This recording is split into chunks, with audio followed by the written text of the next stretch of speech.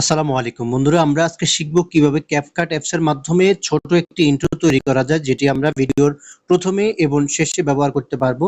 তো প্রথমে আমাদেরকে যা করতে হবে, আমাদেরকে ক্যাপকাট ওপেন করে সেখানে চলে যেতে হবে। আপনারা যারা ক্যাপকাট ইনস্টল করেন, ইনস্টল করে নেবেন প্লে স্টোর থেকে। তাহলে আমি প্রথমে চলে গেলাম নিউ ভিডিওতে যাওয়ার পরে আমি গুগল ক্রোম থেকে একটি ব্যাকগ্রাউন্ড ডাউনলোড করেছি, আপনারাও ডাউনলোড করে নেবেন। আমি সাদা ব্যাকগ্রাউন্ডটা সিলেক্ট করলাম, তারপরে এখানে এসডি দিয়ে দিলাম, তারপরে অ্যাড দিয়ে দিলাম। অ্যাড দেওয়ার পর আমাকে যা করতে হবে, ইন্ট্রোটি আমি ইউজ করব রিলস ভিডিওতে। তাহলে আমাকে এখানে রেশিওটা সিলেক্ট করতে হবে। আমি এখানে অ্যাসপেক্ট রেশিওতে ক্লিক করলাম।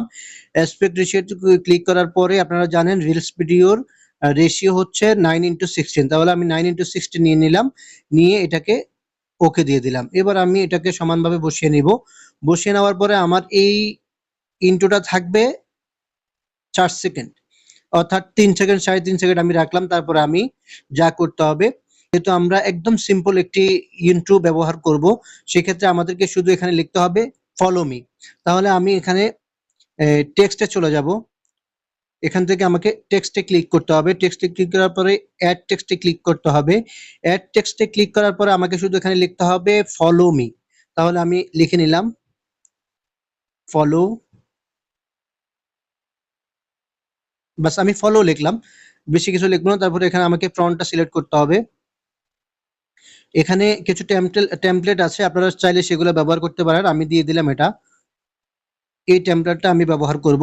এবার এটাকে একটু ছোট করে নিলাম। ছোট করে নেওয়ার পর আমি এখান থেকে স্টাইলে ক্লিক করব। স্টাইলে ক্লিক করার পরে চাইলে আপনারা এটাকে ইয়েলো কালার করে দিতে পারেন। ইয়েলো কালারটা দেখতে খুব সুন্দর লাগে, আমি ইয়েলো কালার করে দিলাম। তারপর আমি টিক চিহ্নতে দিয়ে দিলাম। এবার আমার ইন্ট্রোটা দেখেন কিভাবে আসতেছে। এবার আমাকে যা করতে হবে, আমাদের অনেকেরই প্রফেশনাল লোগো থাকে, আমরা চাইলে সেই লোগোটা এখানে ব্যবহার করতে পারবো। লোগোটা ব্যবহার করার জন্য আমাদেরকে যা করতে হবে, আমরা এখানে যাওয়ার পরে এই ওভারলে ব্যবহার করতে হবে। ওভারলেতে ক্লিক করার পরে আবার অ্যাড ওভারলেতে যাওয়ার পরে এখানে আমাদের লোগো আছে, পার্সোনাল লোগো, আমরা চাইলে সেই লোগোটা ব্যবহার করতে পারি। তাহলে আমি এখানে আমার লোগোটা আমি গ্যালারি থেকে নিয়ে নিলাম। নেওয়ার পরে অ্যাড তে ক্লিক করে দিলাম। অ্যাড তে ক্লিক করার পরে আপনারা দেখতে পাচ্ছেন আমার লোগোটা চলে আসছে। এখন আমার লোগোটা কিভাবে আসবে, সেজন্য আমাদেরকে এখানে অ্যানিমেশনে ক্লিক করতে হবে। কিভাবে আসবে যাবে, তাহলে আমি এখানে সিম্পল একটা জিনিস দিয়ে দিব যাতে দেখতে খুব সুন্দর লাগে। আমি এখান থেকে আমি একদম সিম্পল দিয়ে দিলাম। এটা। এবং ইন, তারপর আউটে কিভাবে যাবে এটা, আমি এটা দিয়ে দিলাম। আমি এখান থেকে মানে আমার ইন্ট্রোটা